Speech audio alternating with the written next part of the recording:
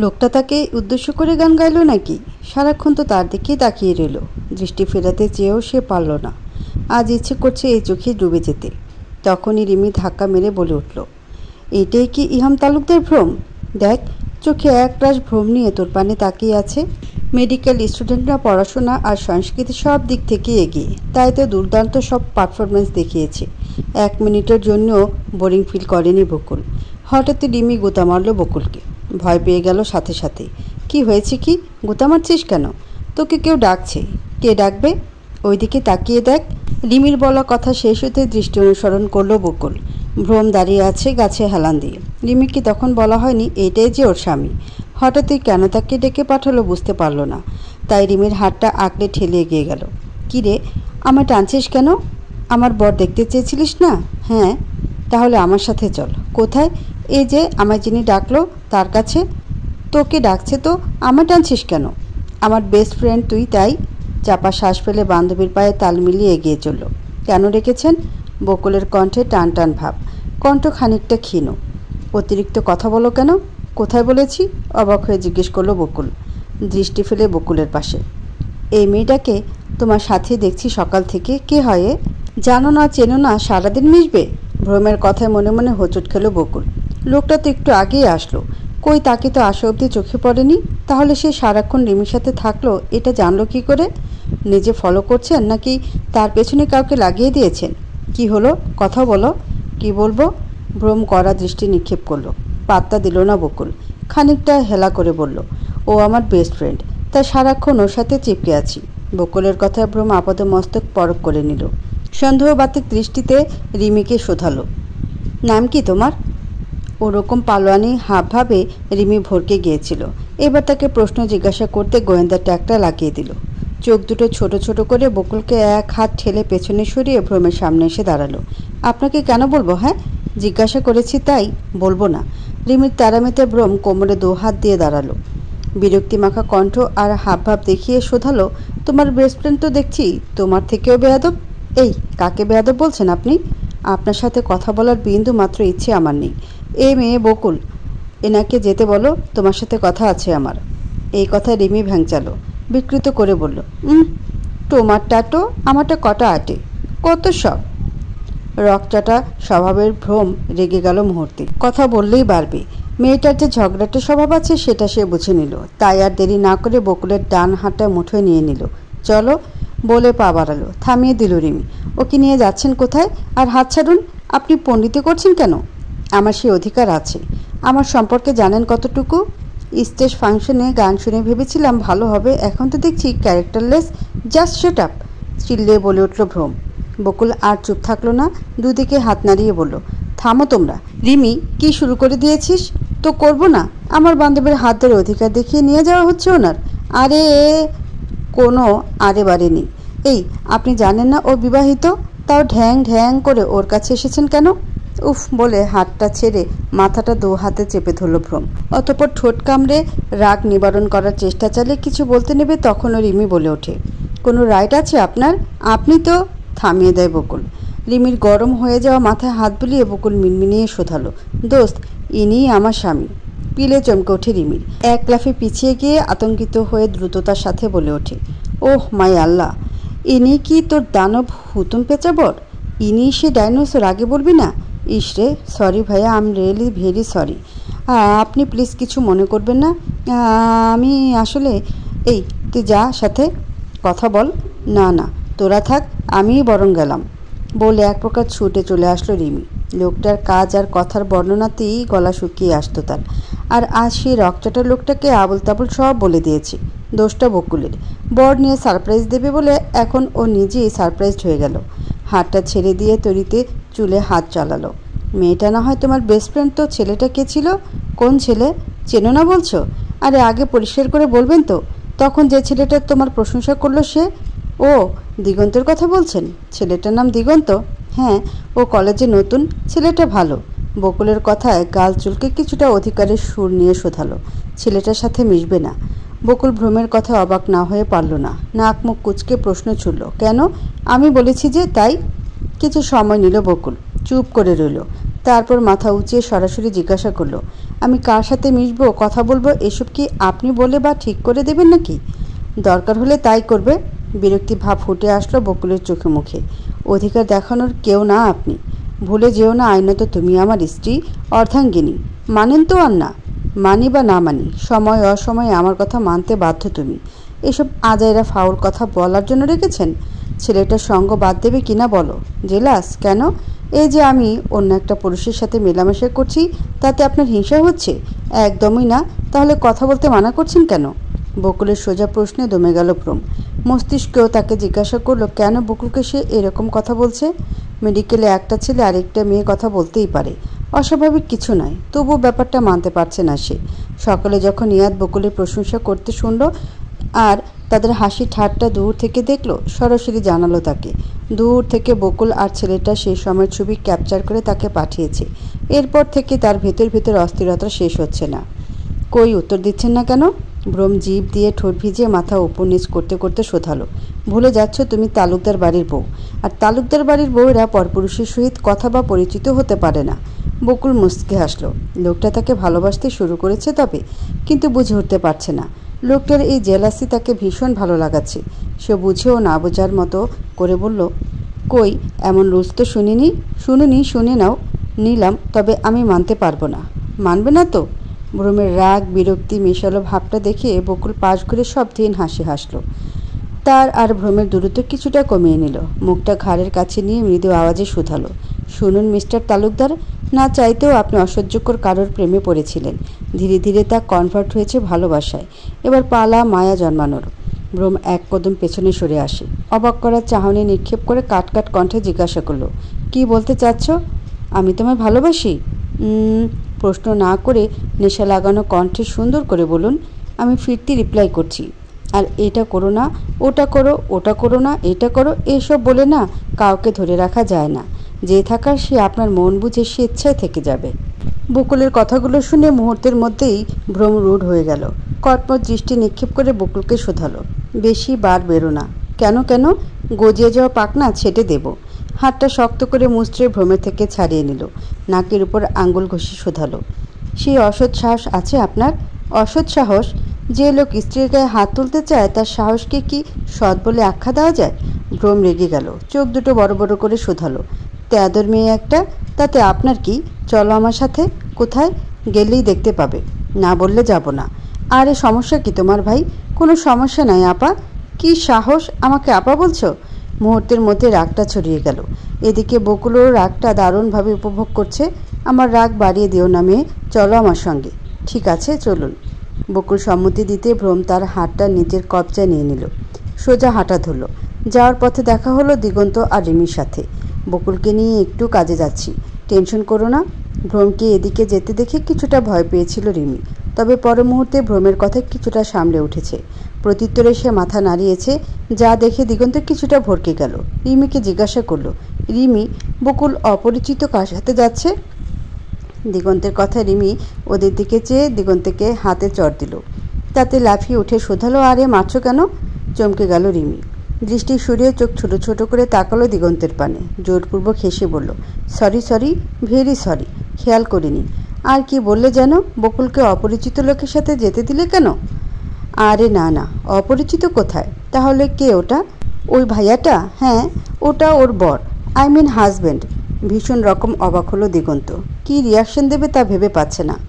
অবাকত সুর মুখে টেনে জিজ্ঞাসা করলো, ও তাহলে মিসেস? হ্যাঁ মিসেস ভ্রম তালুকদার। Wow, great name. হাঁটতে হাঁটতে পা ভেঙে ফেলার উপক্রম হলো বকুলের। ভ্রমকে থামিয়ে দিল। আর কত হাঁটাবেন? আমি আর যেতে পারছি না। শাড়ি পরে এত দূর হাঁটা যায়? বকুলের কথায় এক রহস্যময় হাসি উপহার দিল ভ্রম। মাথা উপর নিচ নাড়িয়ে বিনা বাক্য ব্যয়ে বকুলকে কোলে তুলে নিল। আচমকা এহেন ঘটনায় তাজ্জব বনে গেল বকুল। ভ্রমের কোলে থেকে নাড়াচাড়া করে শুধালো, আরে কি করছেনটা কি? ফেলে দিবেন নাকি? কোলে তুলেছেন কেন? ভ্রম উত্তর দিল না, কিন্তু বকুল থামল না। পুরো গোগ্রাসে এটা ওটা বলতেই থাকলো। শেষে বকুলকে থামিয়ে দিতে ভ্রম রেগে মেগে এক লাগামহীন কথা বলেই দিল, বউকে কোলে নিয়েছি। যদি কাজে বিঘ্ন ঘটিয়েছ তো তোমার বরের দ্বিতীয় বিবাহ সম্পন্ন করব। কোলে আছো, কোলেই থাকো। আপনি কিন্তু হুট করে কোল থেকে নিচে পড়ে গেলে তখন বুঝবে মজা। তখন কিন্তু পতি পরমেশ্বর এসে কোনো সাহায্য করবে না। কথা বলল না বকুল। তার তাল্লুক মশাই যে স্বাভাবিক হতে শুরু করেছে এতে যেন খুশিতে আটটি খান আসে। তবে তা প্রকাশ করতে পিছপা হলো। কলেজের সবাই তাদের দিকে গোল গোল করে তাকিয়ে আছে। কেউ কেউ তো বলেই দিচ্ছি, ওই দেখ দেখ, ভ্রম আর তার ওয়াইফ বকুল পারফেক্ট জুটি। তাদের অনলাইন কেমিস্ট্রি অনলাইনের থেকেও দারুণ। যেমন অনলাইনে দেখবি অন্যরা এদের হাইলাইট করছে, আর অফলাইনে দেখবি আর নিজেরাই হাইলাইট হয়ে বসে আছে।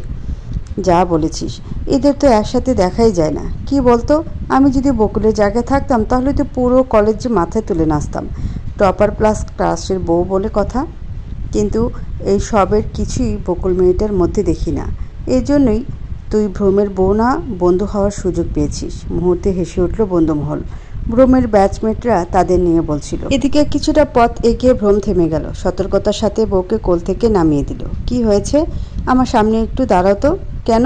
আগে দাঁড়াও, তারপর বলছি। বকুল স্বামীর কথা মতো তার বরাবর দাঁড়ালো। ভ্রম বকুলকে পুরোটা পরখ করে নিল। শাড়ি হিজাব সবই ঠিক আছে, তবে এইভাবে বন্ধুদের সামনে নিয়ে যেতে মন চাইছে না। একমাত্র বউ বলে কথা, নজর তো দেওয়াই যাবে না। ঠোঁট কামড়ে বকুলকে জিজ্ঞাসা করলো, অ্যাপ্রন কোথায় তোমার? কেন? ওটা ব্যাগে। ভ্রম কথা বাড়ালো না। নিজের পরনের অ্যাপ্রনটা খুলে বাড়িয়ে দিল বকুলের দিকে। এইটা পরে নাও। কিঞ্চিত ভ্রু কুচকে নিল বকুল। কেন? শাড়িতেই ঠিক আছে আমি। কথা না বাড়িয়ে পড়ো তো। বউ আমার না তোমার? নিঃসন্দেহে আপনার। তাহলে স্বামীর কথা মানো। বকুল অদ্ভুত দৃষ্টিতে তাকালো ভ্রমের পানে। লোকটার মনে মনে যে এই থাকবে তা তো জানা ছিল না। এটা হবে আমার গায়ে বলেই পড়তে শুরু করলো। উত্তর দিল ভ্রম, হবে। ঢিলে ঢালা হলেও এইটাই পড়তে হবে। এই তো পড়ে নিলাম। এবার চলো। বলেই পা বাড়ালো সামনের দিকে। গোল হয়ে বসে থাকা কতগুলো ছেলের দিকে তারা এগিয়ে গেল। ভ্রমকে দেখিয়ে চিল্লে উঠল বন্ধু সকল। আরে ইয়ার, তোর এখন আসার টাইম হলো? একটু লেট হয়ে গেল, আয় বস। বলে বন্ধুরা জায়গা করে দিল। 5 জন ছেলের মাঝে একজন মেয়েকেও চোখে পড়ল বকুলের। মেয়েটা আগ বাড়িয়ে ভ্রমকে জিজ্ঞাসা করলো, হ্যাঁ তুমি তাহলে বকুল, রাইট? মেয়েটার কথায় মৃদু হাসল বকুল। তার বলার আগে ভ্রম বলে দিল, হ্যাঁ আমার বউ, মিসেস ভ্রম তালুকদার। ইহান যাই বলিস না কেন, ফাইনালি বউ পেয়ে গেলি দোস্ত। হেসে দিল ভ্রম। বকুলকে সকলের পরিচয় দিতে বলল। লুক বকুল, এরা হচ্ছে আমার ঢাকার ফ্রেন্ড, ইয়াদ, ফাহাদ, আমরিন, ফায়াজ আর তিলক। ভ্রমের কথা শেষ হইতে কুশলাতি বিনিময় করে নিল বকুল। ভালো মন্দ জিজ্ঞাসা করতে লাগলো একে অপরকে। খানিকটা চিন্তিত হয়ে চেয়ারের হাতলে ভর দিয়ে কপালে হাত ঠেকিয়েছেন আমরিনের বাবা। পাশে দাঁড়িয়ে আছে ওনার সহধর্মিনী। শাড়ির আঁচল আঙ্গুলি পেঁচিয়ে পেঁচিয়ে স্বামীকে শোধালেন, বেটা তো ওখানে গেল, সামলাতে পারবে তো? চোখের সামনে ভ্রম ছেলেটার সাথে অন্য মেয়েকে সহ্য করতে পারবে? ও আমরিনের বাবা, আমার না খুব চিন্তা হচ্ছে। যা করার করো, আমি কিন্তু আমার মেয়ের কষ্ট লাঘব চাই। মেয়েটা আমার বড্ড আদরে, ভীষণ রকম ভালোবাসি আমি।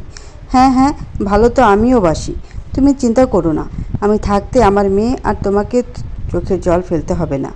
আমরিনকে ওখানে অনেক বুঝিয়ে শুনিয়ে পাঠিয়েছি। আশা রাখছি প্ল্যান এ শুরু হয়ে গিয়েছে। যদি কাজে না আসে তবে প্ল্যান বি এবং সি তো আছেই। শুরু থেকে পিছিয়ে যত যাবে মেয়েটা তত ভয়ানক প্ল্যানের শিকার হবে। তবে আমার মতে সহজেই মেয়েটার মরে যাওয়া উচিত। তবুও মেয়ের আনন্দের স্বার্থে প্রতিটা প্ল্যানে দারুণ দারুণ মৃত্যুকে স্বাগত জানিয়েছি। মেয়েটা সরে গেলে রাস্তা ক্লিয়ার। তারপর আমার মা আমরিন আর ভ্রম ছেলেটার বিয়ে দিয়ে একদম নাতি নাতনিদের কথা বলবো। চকচক করে উঠল আমরিনের মায়ের মুখ। সত্যি বলছে তো? তবে আর বলছি কি। আর শোনো, ব্যাগপত্র গুছিয়ে নাও, আমরা মেয়ের কাছে যাচ্ছি। স্বামীর কথায় আনন্দে প্রত্যুত্তর করলেন না। বিবেকহীন মনটা নিয়ে গোছগাছ করতে গেলেন কারো সংসার ভাঙতে। বন্ধু মহলে পরিচিতি এবং আনন্দ সময় অতিবাহিত হওয়ার পর আমরিন আওয়াজ তুলল। কণ্ঠে তার রহস্য লেপ্টে আছে। গাইস, অনেক তো হলো, চলো তবে একটু এনজয় করা যাক। আমরিনের কথা সকলে সম্মতি দিয়ে চিল্লিয়ে বলে উঠল, ইয়ে। বকুল ভ্রু উঁচিয়ে আমরিনের পানে তাকালো। যা দেখে আমরিন পেছনে হেলে হাসি মুখে জিজ্ঞাসা করলো, বকুল কি কিছু বলবে? বকুল চোখ যুগল ছোট ছোট করে নেয়, স্পষ্ট ভাষায় বলে, এনজয়? হ্যাঁ, এনজয় বলতে বুঝিয়েছি সবাই বিয়ার খাবে। আমি অলরেডি অর্ডার দিতে বলেছি। কলেজ ক্যাম্পাসে তো খাওয়া যাবে না, তাই আমরা বাইরে লেকের পাড়ে গিয়ে খাবো। সে এরিয়াটা আমার চাচুর, তাই কোনো চাপ নেই। এই কথার পরিপ্রেক্ষিতে বকুল কিছু বলতেই নিচ্ছিল, কিন্তু তার বলার আগে ভ্রম আওয়াজ তুলল, না না আমরিন, একদমই না, বাসে যেতে হবে। আজ বিয়ার ছাড়া এনজয় হোক। প্রতিবাদ করলো সবাই। ইয়াদ ভ্রমের কাঁধে হাত রেখে বলে উঠল, আরে দোস্ত, কিছুই হবে না। তুই তো এর আগেও খেয়েছিস, আজ না করছিস কেন তবে? ভাবির সাথে বলে হেসে উঠল সবাই। ভ্রম ইয়াদের হাতটা সরিয়ে নিল। বিরক্তিকর চাহনি দিয়ে শোধালো, তুই একটু বেশি বুঝিস ভাই, ওর জন্য কেন খাবো না? ও আমায় কিছুই বলবে না, জাস্ট আমার মুড নিয়ে আস, তাই খাবো না। তাহলে আজ খেয়ে প্রুভ করে দে তোর কথার এই সত্যতা। ভ্রম ওর কথায় হাত বাড়িয়ে নামিয়ে নিল। ভ্রু দুটো সংকুচিত করে শোধালো, মাথা ফাতা গিয়েছে? না না, কোনো কিছুই মানি না। ইয়াদ যা বলেছে সলিড কথা বলেছে, তোকে তাই করতে হবে। তিলক মাঝে কথা বলে উঠল। শুভ্রের ফ্রেন্ডস ইয়াদ, ফাহাদ, আমরিন, ফায়াজ আর তিলক। ফ্যাসাদে পড়ল ভ্রম। আজ মাথাটা তার দারুণ চক্কর দিচ্ছে। বাসায় গিয়ে তার অনেক কাজ, অনেক মানে অনেক। বকুলকে তার আজ অনেক কিছুই বলার আছে। তার যে মত বদলেছে তা অতি শীঘ্রই জানানো উচিত। তাই তো আজ নেশাদ্রব্য কিছু খেতে ইচ্ছে করছে না। এদিকে আমরিনের হাবভাবও তার ভালো ঠেকল না। এই তো কয়েকদিন আগেই তাকে পেতে কত পাগলামি, আর আজ যেন কিছুই হয়নি। বকুলের প্রশ্ন কানে এলো ভ্রমের, আপনারা বিয়ার খান? ভ্রম বকুলের পানে তাকালো। প্রশ্নটা সে তার দিকে তাকিয়ে করছে, তবে উদ্দেশ্য সকলকে। মেয়েটার চোখ ছোট ছোট করে আছে। ফাহাদ তখন উত্তর দিল, আরে ভাবি, বিয়ারই তো, খাওয়াই যায়। বকুল নিঃসংকোচে নাক সিটকায়। তার চোখে মুখে রাগের ছাপ স্পষ্ট প্রকাশিত হলো। সেভাবে সে সকলের উদ্দেশ্যে বলল, আবদুল্লাহ ইবনু উমর রাদিয়াল্লাহু আনহু তাআলা বর্ণিত রাসূলুল্লাহ সাল্লাল্লাহু আলাইহি ওয়াসাল্লাম বলেছেন, যে ব্যক্তি দুনিয়ার মদ পান করেছে অতঃপর তা থেকে তওবা করেনি, সে আখিরাতে তা থেকে বঞ্চিত থাকবে। আরে ইয়ার কামন, সে আদি যুগে পড়ে আছো? একটু একটু খেলে কিচ্ছু হয় না। আর আমাদের মধ্যে ভ্রম তো সুপারম্যান, একটা কেন 10টা খেলেও ওর তাল ঠিক থাকে। তাই ভাবি কুল। বকুল থামল না। রাগটা সারা শরীরে শিরশির করে ছড়িয়ে পড়ল। ইসলাম পরিপন্থী ব্যবস্থাকে সে আদি যুগ বলে আখ্যা দিচ্ছে। রাগটা প্রকাশ করল না, সকলের উদ্দেশ্যে ফের শুধালো। আবু হুরায়রা রাদিয়াল্লাহু তাআলা আনহু বর্ণিত, তিনি বলেন, ইসরা মানে মিরাজের রাতে ইলিয়া নামক স্থানে রাসূলুল্লাহ সাল্লাল্লাহু আলাইহি ওয়াসাল্লামের সম্মুখে শরাব ও দুধের দুটি পেয়ালা পেশ করা হলো। তিনি উভয়টির প্রতি লক্ষ্য করলেন, এরপর দুধের পেয়ালাটি গ্রহণ করলেন।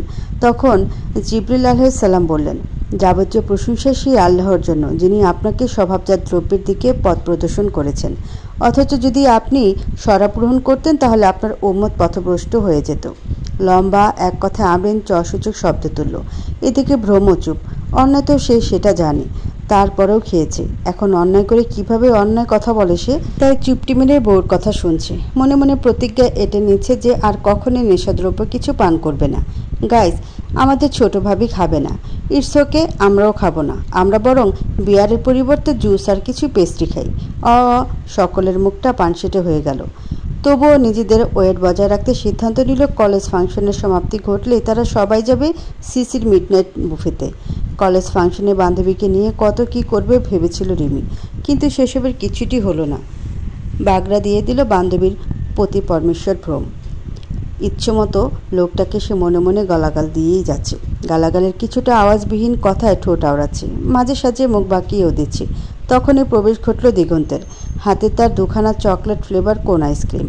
রিমির উত্তপ্ত মেজাজকে ঠান্ডা করতেই কৌশলে আসছি বলে চলে গিয়েছিল ক্যান্টিনে। সারপ্রাইজ দিতে এসে নিজেই সারপ্রাইজড হয়ে গেল। রিমির ঠোঁট মুখে অঙ্গভঙ্গি কেমন যেন করছে। দাঁড়িয়ে গেল সে, শব্দহীন পা ফেলে দাঁড়িয়ে থেকে উঁকি মারল। সাথে সাথে একটা ছোটো মোটো হাত তার গাল স্পর্শ করলো। ছোট হাত, কোমল চামড়া, কিন্তু ব্যথা সেটার পরিমাণ তো বিশাল ঠেকছে। হাতের অধিকারিণী বোধহয় নিয়মিত কাউকে থাপ্পড় দেয়। থাপ্পড় খেয়ে হাতে দুটো আইসক্রিমের থেকে একটা মাটিতে পড়ে গড়াগড়ি খাচ্ছে।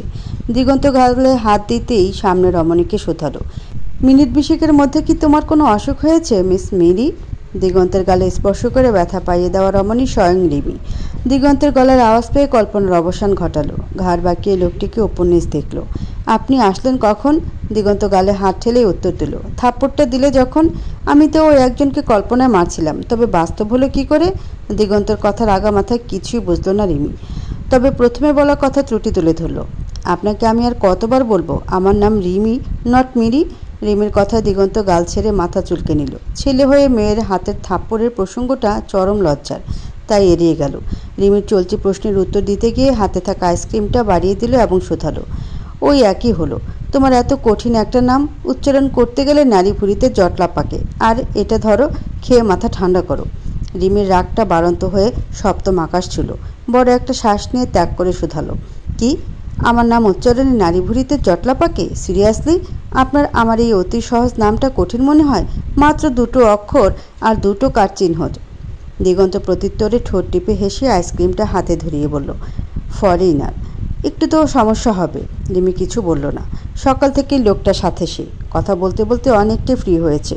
কথার মাঝে সে লক্ষ্য করেছে লোকটা তার কথা বলার সময় হাতে মুখ ঠেকিয়ে কেমন করে যেন তাকায়। মনের ভুল ভেবে এ অবধি উড়িয়ে দিয়েছে, তবে এখনকার কথাটা তার কাছে আজব যুক্তি বলে স্থান পেল। এই তো কত স্মুথলি কথা বললো বাংলায়, অথচ নাক উল্টাপাল্টা ডেকে দোষ দিচ্ছে বিদেশের। মাঝে মধ্যে মনে হয় লোকটা তাকে ইচ্ছে করেই ডাকে। ভ্রমকে কাঁধে করে নিয়ে আসছে একজন সার্ভেন্ট। হোটেল রুমের দরজা ঠেলে প্রবেশ করে সার্ভেন্টরা ভ্রমকে সাদা চাদরের উপর শুয়ে দেয়। রুমটা অবশ্য আলো অন্ধকারযুক্ত, চারিপাশে মোমবাতি জ্বালানো। গোলাপের কড়া সুঘ্রাণ নাক বরাবর ছুঁয়ে দিচ্ছে। আজ নিজের মধ্যে নেই সে। নেশালো চোখে, ঝাপসা চোখে চারিপাশে চোখ বুলালো। আড়াল থেকে কঠোর আওয়াজ আসলো এক রমণীর। যাওয়ার সময় দরজাটা অটো লক করে যাবে, কড়া সিকিউরিটি চাই। সার্ভেন্টটা কেবল মাথা নাড়িয়ে চোখ নিচে রেখেই পা বাড়ালো দরজার বাহিরে। সাথে সাথে আরেকটু আলোকিত হলো রুম। অল্প আলোয় দৃশ্যিত হলো আবেদনময়ী রূপ। রুমে কেবল মোমবাতির আলো জ্বলছে। অন্ধকার পেরিয়ে এগিয়ে এসে আবছা আলোর ছটাকে দাঁড়িয়ে গেল। ভ্রমকে এদিক ওদিক তাকাতে দেখলো। তা দেখে মুচকে এসে ধীর পায়ে এগিয়ে আসতে লাগলো। সোজা এসে উপর হয়ে ভ্রমের পাশে শুয়ে গেল। গালে হাত ঠেকিয়ে ভ্রমের দিকে তাকিয়ে তাকে বলল, কি বেবস, কেমন দিলাম? ভেবেছিলে কি মা বাবার অপমানের কথা ভুলে গিয়েছি? নো মাই ডিয়ার, ভালোবাসা নিজ থেকেই দিতে চেয়েছিলাম, কিন্তু তুমি তা নাওনি, আর আজ জোর করে তোমায় দেব। আজ তো তোমার ভালোবাসা কি যেন? হ্যাঁ, বকুল। ও তো নেই, হন্যে হয়ে খুঁজতে ব্যস্ত। শুনশান রাস্তায় একা একা খুঁজে বেড়াচ্ছে। এতক্ষণে বোধ হয় সে কারোর শিকার হয়ে গেছে। কথা শেষ করে অট্ট হাসিতে ফেটে পড়ল। হাতটা বাড়িয়ে ভ্রমের গাল স্পর্শ করলো। বড় একটা শ্বাস নিয়ে শুধালো, লুক অ্যাট মি ভ্রম ডার্লিং। তোমার ফেভারিট কালার গ্রিন না? এই দেখো, আজ আমি স্লিভলেস গ্রিন গাউন পরেছি, মাথায় এঁটেছি ব্ল্যাক রোজ। বলো, ভাল লাগছে আমাকে? ভ্রম কিছু বুঝতে চেয়েও পারল না। সামনের ব্যক্তির কণ্ঠের সাথে চেহারাটাও তার কাছে স্পষ্ট পৌঁছল না। কণ্ঠ আর চেহারা কেমন যেন রোবোটিক লাগছে। নাকে ভেসে আসলো কড়া পারফিউমের সুবাস, যাতে ভ্রম মাতাল হতে বাধ্য। তবু এটুকু জ্ঞান আসলো এই যে যেটা হতে যাচ্ছে ঠিক হচ্ছে না। তাই মাথা এদিক ওদিক ঘুরালেও মেয়েটাকে দূরে সরিয়ে দেওয়ার বৃথা চেষ্টা করলো। মেয়েটা আরেকটু লেপটে গেল ভ্রমের সাথে। স্বামীকে রাস্তা চারিপাশে হন্যি হয়ে খুঁজতে ব্যস্ত বকুল। ঘণ্টা খানেকের মতো হতে লাগলো, তবুও স্বামীর কোনো পাত্তা নেই। বাজে কিছু হয়ে গেল না তো? অজানা এক ভয় কাজ করলো ওর মাঝে। চলন্ত পা দুটো থামিয়ে ব্যাগ থেকে ফোনটা বের করলো, সময় দেখবে বলে। ফোনের স্ক্রিন অন করতে দৃশ্যমান হয় কয়েকশো মিসড কল। দুটো নাম্বার থেকে, খালিকুজ্জামান ওরফে শ্বশুরমশাই, আরেকটা রিমির থেকে। কলেজে আসলে মূলত ওর ফোন সাইলেন্ট থাকে। শুরু থেকে এই অবধি ফোনের কথা মনেই আসেনি, তাই এই অবস্থা। তড়িঘড়ি করে কল লাগালো খালিকুজ্জামানের নিকট। বার কয়েক রিং হতেই মেয়েলি আওয়াজ কর্ণধার হলো। সে বুঝলো গলাটা তার ফুপুর। ফুপু ওপাশ থেকে হ্যালো বলার সাথে সাথেই মুখে জমে থাকা কথাগুলো গল গল করে বলে দিল। ফুপু, ভ্রমকে আমি খুঁজে পাচ্ছি না, কিছুতেই পাচ্ছি না। আমার হাত পা কাঁপছে। কোথায় যাবেন উনি? ফুপু, ওর কোনো ক্ষতি হলো না তো? বকুলের ফুপানো আওয়াজ শুনে ওনার কলিজাটা ধক করে উঠল। তাকে সামাল দিতে প্রশ্ন ছুড়ে, আগে শান্ত হো মা, ধীরে সুস্থে বল, কিভাবে কি হয়েছে? আমি আর উনি একসাথেই আসছিলাম কলেজ থেকে। তারপর একজন লোক তাকে ডেকে আড়ালে নিয়ে গিয়েছিল। তারপর থেকে পাশে আর খুঁজে ওনাকে পাইনি। তুমি আসো, আমি কলেজের পূর্ব দিকেই। হ্যাঁ মা, শান্ত হো। ভাইয়া আর আমি এই বেরোচ্ছি, একটু ক্লান্ত থাক। কল কেটে দিল বকুল। কিছুই ভালো ঠেকলো না তার। পথের ধারে ল্যাম্পপোস্টটায় হেলান দিয়ে বসে পড়ল। পরনে তার ভ্রমের অ্যাপ্রনটা। কি সুন্দর একটা স্মেল আসছে, অথচ এই লোকটা তার পাশে নেই। শব্দ করে কেঁদে উঠল। সাথে সাথে এক পশলা বৃষ্টি ধরনের বুকে ধরা দিল। বিজলি দিয়ে ইলশিগুড়ি বৃষ্টি হতে লাগলো। গা স্পর্শ করলো তার, তবুও ভ্রুক্ষেপ নেই। মনটা বারবার বলছে বাজে কিছু অবশ্যই হয়েছে, না হলে উনি যাবেন কোথায়? অতটা কেয়ারলেস তো উনি না। তারপর হঠাৎই কাঁধে কারো স্পর্শ অনুভব করলো। ভ্রম ছুঁয়েছে ভেবে চকিতে তাকাতেই ভাবনা পাল্টে গেল। ভ্রমকে খুঁজে না পেয়ে মেয়েটা রাস্তায় একা কান্না করছে। জলদি চলো ভাইয়া, ওর কিছু হয়ে গেলে নিজেদের কখনো ক্ষমা করতে পারবো না। তার উপর বৃষ্টি নেমেছে, ভালো মন্দ হতেই তো পারে। ভাবি, আমরা বেরোলাম, সাবধানে যাও, আর যে উদ্দেশ্যে যাচ্ছ সেটা সফল হয়ে এসো। আমিন বলে ভ্রমের বাবা আর পপু তাদের গাড়ি দিয়ে প্রস্থান ঘটায় তালুকদার বাড়ি। শরীর কাঁপিয়ে জ্বর এসেছে বকুলের। সকাল থেকে জ্বরের ঘরে কী সব বলছে বিড়বিড় করে। এতে আয়না কিছুটা অস্থির। হাসি খুশি চঞ্চলা মেয়েটাকে চুপটি মেরে শুয়ে থাকা সেও কিছুটা মেনে নিচ্ছে না। এগিয়ে গিয়ে হাতের বালতি আর গরম পানির ফ্লাস্কটা নিয়ে গেল ভালোবেসে। বলল, আফা গলাটা কুলকুলাইয়া লও, আমরার ভ্রম ভাইজান ঠিক আয়সা পড়ব, তাড়াতাড়ি করে খান। আয়নার কথা সমাপ্তি ঘটতেই বেল পড়ল সদর দরজায়। এই অসময়ে আর কে আসবে এই ভেবে বকুলকে কিছু না বলেই দৌড় লাগালো। সবার আগে দরজা খুলে মুখদর্শন তাকেই করতে হবে। অতঃপর দরজা খুলতে চমকে যায় আয়না। খুশিতে চিল্লিয়ে ওঠে, বড় গলায় সুরে তুলে শুধায়, আমাদের বাড়িতে সাহেব আসছে খালু খালা, সকলে আয়সা দেখা যান। আয়নার বলা কথায় বিরক্ত প্রকাশ করলো ভ্রম। মাথা চুলকে এই শরত বলে ড্রয়িং রুমে প্রবেশ করলো। এদিকে আয়নার ডাকে প্রায় সকলে এসে হাজির। ভ্রম পাত্তা দিল না। এই মুহূর্তে মাথাটা তার চরম বিগড়ে আছে। কারণটা সে বুঝতে পারছে না। মাথায় যন্ত্রণা তীব্র হতে তীব্র হলো। দুহাতে মাথা চেপে আদেশ করলো, কড়া করে চা দাও, খাবো। আয়না খালিকুজ্জামানের ইশারা পেয়ে ছুট লাগায় চা আনার জন্য। ফুপু এগিয়ে এসে ভাইপোর পাশে বসলেন। তার হাত দুটো আগলে মাথায় হাত বুলিয়ে জিজ্ঞাসা করলো, গতকাল কোথায় ছিলি বাবা? ফুপুর প্রশ্নে চোখ তুলে তাকালো ভ্রম। মাথায় প্রেশার দিয়ে মনে করার চেষ্টা করলো, তারপর উত্তরে বলল, আমি তো দিগন্তের বাড়িতে ছিলাম, ছোট্ট অ্যাক্সিডেন্ট হয়েছিল, আজই চলে এসেছি বাড়িতে। খালিকুজ্জামান কথা শুনে এক সাইড হয়ে সরে গেলেন। কল লাগালেন কলেজে আর নিজের গুপ্তচরদের। সত্যতা কতটুকু তা যাচাই তিনিই করবেন। বারান্দার রকিং চেয়ারে আরাম করে হেলান দিয়ে বসে আছে আমরিন। মুখে স্ট্রবেরি গুজে দিয়ে ফোনটায় ডায়াল করলো মায়ের নাম্বার। রিং হতে কল রিসিভ করলো। সাথে সাথে আমরিনের উৎফুল্লতা দ্বিগুণ বেড়ে গেল। খুশি খুশি হয়ে মাকে শোধালো কিছুটা, mamma have a good news. কি good news mamma? I think তোমরা দ্বিগুণ হতে যাবে কিছুদিন পরেই, আমার কাজ শেষ। রিয়েলি? ওর অস্তিত্বের ভার কেবল আমিই বইব, অন্য কাউকে অংশীদার করার প্রয়োজন নেই। তাই আমার কাজ সেরে ইঞ্জেকশন পুশ করে দিয়েছি, যা ওর ইহকালে আর কোনো বংশধর সৃষ্টি করতে পারবে না। আমি দি অনলি ওয়ান রয়েছি। কদিন পরেই আমি ইন আর ও আউট। মেয়ের মুখে রহস্য লাগোয়া কথা শুনে শোয়া থেকে বসে যান আমরিনের বাবা। মেয়েটাকে লাই দিতে দিতে কি এ পর্যায়ে নিয়ে আসবেন তিনি কণ্ঠ খানিকটা গম্ভীর রেখে মেয়েকে জিজ্ঞাসা করলেন, কি করেছো তুমি? এই বয়সে তুমি বাচ্চা। আমরিন, তোমার বয়স হয়নি আর তুমি কি না? বাবার এমন চিন্তিত প্রশ্নে অট্ট হাসিতে মেতে উঠল। ফোনের অপর পাশে থাকা বাবা ভ্রু উঁচিয়ে নিলেন। বুড়ো আঙ্গুলে কপাল ঘষে কিছু আন্দাজ করার চেষ্টা করলেন। তারপর মেয়েকে প্রশ্ন করলেন, তুমি কি প্ল্যান এঁটেছ? আমায় বলো। আর গতকাল রাতে তুমি ভ্রমকে দিগন্তের বাসায় দিয়ে এসেছিলে কেন?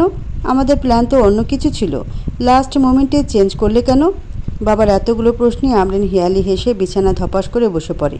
নিজের হাত স্লাইড করে সামনের দিকে তাকায়। ওর বরাবর আয়না। স্লিভলেস ড্রেসে নিজেকে দেখতে মত্ত সে। এই মুহূর্তে নিজের কাছেই তার অনেক ভালো লাগলো। সে তো মনে করে মিস ওয়ার্ল্ড তো তাকেই করা উচিত। কত নিখুঁত তার গঠন, যার নজর যাবে সে চোখের পলক ফেলতে বেমালুম ভুলে বসবে। কিন্তু এই ভ্রমটা যে কেন তাকে ইগনোর করে কে জানে। হ্যালো, হ্যাঁ হ্যালো হ্যালো। বাবার গলায় আয়না থেকে চোখ সরিয়ে ফোনের স্ক্রিনে এক পলক তাকিয়ে নিল সে। বড় একটা শ্বাস নিয়ে বাবাকে শুধালো, আরে ড্যাড, একটা মাস্টার প্ল্যান মাথায় এসেছিল। আমি যেরমটা ভেবেছিলাম সেরমটা হবে না। হলে আমার জন্য খুব কঠিন হবে জেতাটা। আমার রাগ তো ওই মেয়ে বকুলের সাথে। মেয়েটি একটু বেশিই করে। সে যাই হোক, তুমি নানু হচ্ছ, তবে ফেক। কি ফেক? তাহলে রিল্যাক্স বাবা। মেহুনা, আমার প্রেশার বাড়িয়ে দিচ্ছিস তুই আমরিন। উফো বাবা, বলছি দরজা আটকে দিয়ে আসি। হ্যাঁ যাও। বাবার অনুমতি পেয়েই স্লিপার দুটো পরে এগিয়ে যায় ডোর লক করতে। ফিরে এসে বলতে শুরু করে, বাবা, আমাকে ইউজেস প্রোডাক্ট ফের ইউজ করতে দেখেছো না? তবে ভাবলে কি করে ওই ভ্রমকে আমি ফিরতে নেব? মেয়ের কথায় কিছুই বুঝলেন না বাবা। আমরিন আবারও বলে, আমি শুধু প্রতিশোধ নিতে এই গেমটা স্টার্ট করেছি। তুই না ওকে ভালোবাসিস? ভালোবাসা মাই ফুড। ওকে কোনো ভালোবাসি না আমি। তাহলে পাপা জি বলো, প্ল্যান শুনবে নাকি ভ্রম গাধাকে নিয়ে ভাববে? তুমি যেটা করতে বলবে মামুনি, তাহলে শোনো। জি, ভ্রম আর আমার মধ্যে কোনো ফিজিক্যাল রিলেশন কিচ্ছু হয়নি। ওকে কড়া ডোজের একটা ড্রাগ দিয়েছিলাম, যে ড্রাগে ও সব উপলব্ধি করতে পারবে, ইভেন সবটুকু স্পষ্ট মনে রাখবে। কিন্তু স্মৃতিতে হালকা হয়ে দৃশ্য হলেও কেউ যখন তা মনে করিয়ে দেবে সে তখন মনে করতে সক্ষম হবে। তাই ওর সাথে একটু ক্লোজ হওয়ার অভিনয়, কাছে বসে এটা ওটা বলেছি। প্ল্যান এ কমপ্লিট। তারপর ওর কয়েকটা চুল উপরে নিয়ে নেই, যা বর্তমানে শিখা মেডিকেলে আছে, আর সেই কাঙ্ক্ষিত ইঞ্জেকশনটাও পুশ করা ডান, যেটা ওর প্রযোজন ক্ষমতা শূন্যের কোঠায় নিয়ে যাবে ধীরে ধীরে। অর্থাৎ plan B complete. Plan C ছিল ক্লোজ হওয়া, বাট ওটাই চেঞ্জ করে দিয়েছি। দিগন্তকে কল করেছি, ও এসে ভ্রমকে নিয়ে গিয়েছে। দেন ও জানবে দিগন্ত ওকে রাস্তায় পড়ে থাকা অবস্থায় মধ্যরাতে পেয়ে নিজের বাড়িতে নিয়ে এসেছিল। ব্যাস, টাস্ক পুরোটা কমপ্লিট। কিন্তু এতে তো কিছুই হলো না। নিরস মুখে কথাটা বলে উঠল আমরিনের বাবা। আমরিন মুখে স্মিত হাসি রেখেই বাবাকে বলল, অনেক কিছু হয়েছে বাবা, যেমন যেমন তেমন বলতে পারবো না, ডিরেক্ট অ্যাকশন দেখতে পাবে। কোথায়? তালুকদার বাড়িতে। আমরিনকে অপমান, তাই না? গোটা পরিবার ধ্বংস করে দেব।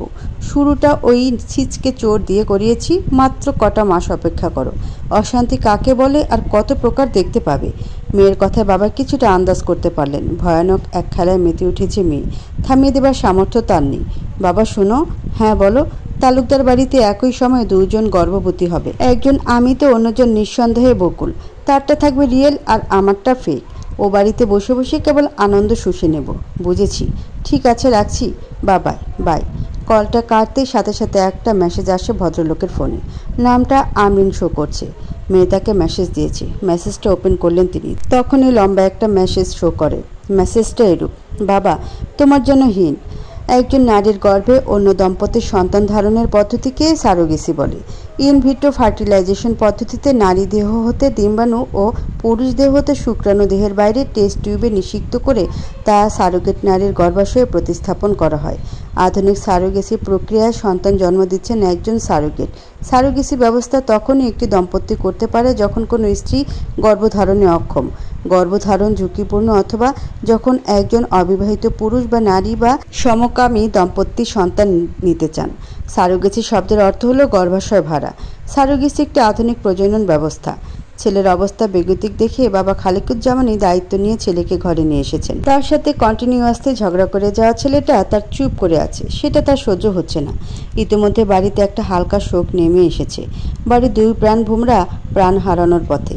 ফুপু বিনতি রুমে প্রবেশ করলেন। বিছানার পাশাপাশি শুয়ে বসে থাকা স্বামী স্ত্রীকে দেখে কত কষ্টে ও আনন্দ খুঁজে পেলেন তিনি। যে উদ্দেশ্যে এসেছিলেন সে উদ্দেশ্য হাসিল করতে এগিয়ে গেলেন ভাইয়ের নিকট। পুলিশ অফিসার থানায় যেতে বলেছে।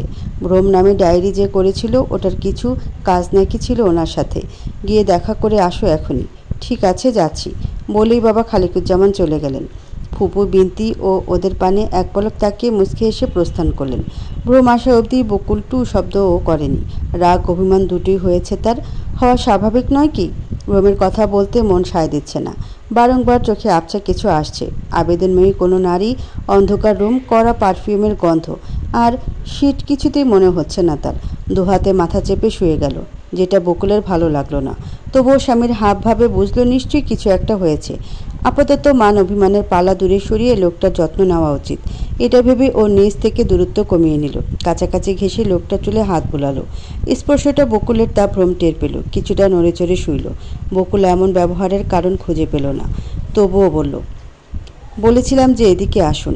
মাথায় হাত বুলিয়ে দিচ্ছি, ঘুমিয়ে পড়বেন। আসুন।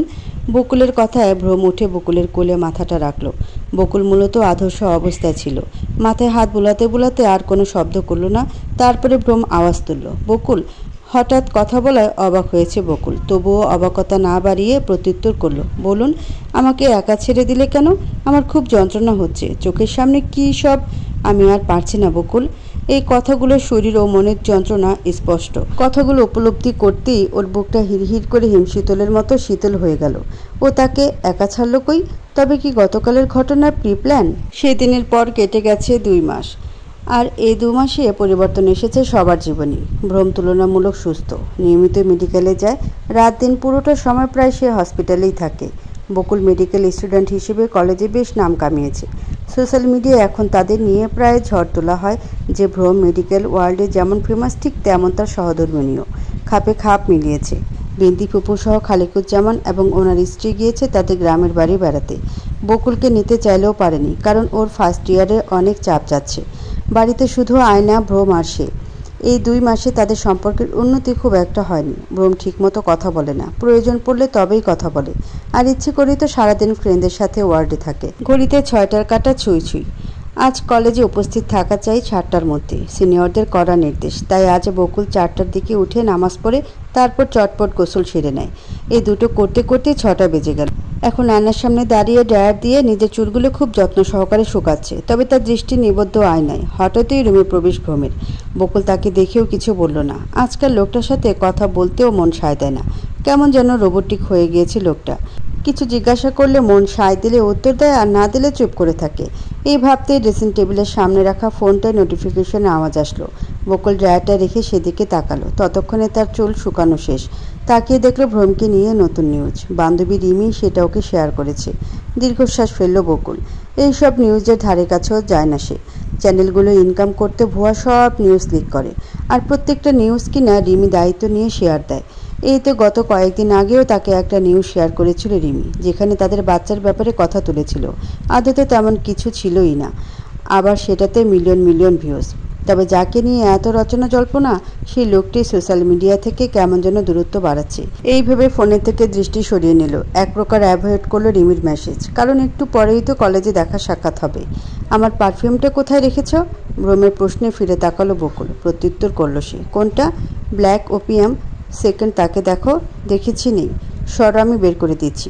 এই বলেই বকুল চুলগুলো হাত খোপা করে আলমারির দিকে এগিয়ে গেল। তাকগুলো খুঁজে পেয়েও গেল। পারফিউমটা হাতে নিয়ে ভ্রমের চোখের সামনে ধরল আর বলল, বলেছিলাম না এটা এখানেই ছিল। ভ্রম কথা বাড়ালো না। হাত থেকে পারফিউমটা নিয়ে অন্যদিকে চলে গেল। বকুলও আলমারি থেকে মেরুন কালার হিজাবটা নিয়ে আয়নার সামনে গিয়ে দাঁড়ায়। আজ পরেছে হলুদ রঙের মেরুন পার করা জামা, ড্যানিম প্যান্ট। তারপর হাতে থাকা হিজাবটা পরে নেয়। এদিকে ভ্রমকে হাতে অ্যাপ্রন আর স্টেথোস্কোপ নিয়ে রুম থেকে বের হতে দেখলো। আজব লোক, যাচ্ছে একই কলেজে তবে আলাদা আলাদা যাবে। কলেজের গেটে পা বাড়াবে তার আগে একদল লোক বকুল বকুল বলে ছুটে আসলো বকুলের উদ্দেশ্যে। আচমকা এতগুলো লোককে কলেজে প্রবেশ করতে দেওয়া যায় না। তাদের পোশাক আশাক বলে দিচ্ছে তারা এক একজন রিপোর্টার। তাই মুহূর্ত দেরি না করে দারোয়ানটা গেট আটকে দিল। বকুল থতমত খেয়ে গেল। এইভাবে সাংবাদিকরা তার দিকে ধেয়ে আসাতে খানিকটা ভরকে যায় সে। ওদের উদ্দেশ্য করেই বলল, প্লিজ প্লিজ দূরত্ব বজায় রাখবেন। বলেই গেটে থেকে সরে পাশে এগিয়ে গেল।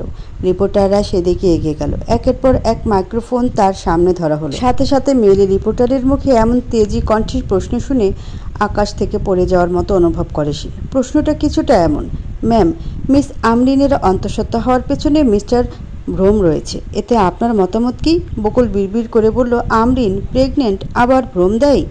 মানে এগুলোর কোনোটাই তার মস্তিষ্ক সেট আপ দিতে পারছে না। তাই এক প্রকার বাধ্য হয়ে সাংবাদিকদের প্রশ্নের ফিরে প্রশ্ন করে বসলো, কী সব জোকস শোনাচ্ছেন সকাল সকাল? কী সব বলছেন? আমরিন ভ্রমের বেস্ট ফ্রেন্ড, নিউজ করতে কি আর কিছু পান না? বকুলের কথা শেষ হতে না হতেই পড়ে যাওয়া কথাটা দৌড়ে আসা এক রিপোর্টার নিয়ে নিলেন। তারপর এক বিভৎস প্রশ্ন করে বসেন, বেস্ট ফ্রেন্ড তো হয় বিবাহ না করা আরেকটা বউ, সেই জন্য তো শেষমেশ বউকে ছেড়ে বেস্ট ফ্রেন্ডকে আটকে দিয়েছে। বলছিলাম যে আপনি কি ওনাকে কাছে আসতে দেন না নাকি? এত ভালো ডাক্তারের পেছনে পেছনে যে এই বাজে চরিত্র থাকবে তা আদিতেও ছিল বুঝি? বকুল কথার মানে খুঁজে পেল না, তবে বাজে ইঙ্গিতে বলা কথাটা সিলেক্ট করে নিল। সেই সাথে রিপোর্টারদের চেহারা গলায় ঝুলানো আইডির দিককে চোখ বুলিয়ে নেয়। ম্যাম, আই থিঙ্ক আপনি নিউজটা জানেন না। নিউজটা হচ্ছে মিস্টার ভ্রমের বেস্ট ফ্রেন্ড আমরিন তার প্রেগনেন্সির কথা। সাংবাদিককে কথাটা শেষ করতে দিল না বকুল। খেপে গিয়ে প্রত্যুত্তর করলো, তো সে প্রেগনেন্ট হয়েছে তাতে আমার বা ভ্রমের কি? আপনারা আমার কাছে কেন কিছু শুনতে এসেছেন? ম্যাম, কথা শেষ করতে তো দিবেন। এই কথা শুনে বকুল কিছুটা শান্ত হলো। শান্ত হয়ে গম্ভীর কণ্ঠে উত্তর দিল, জি, কথা শেষ করুন।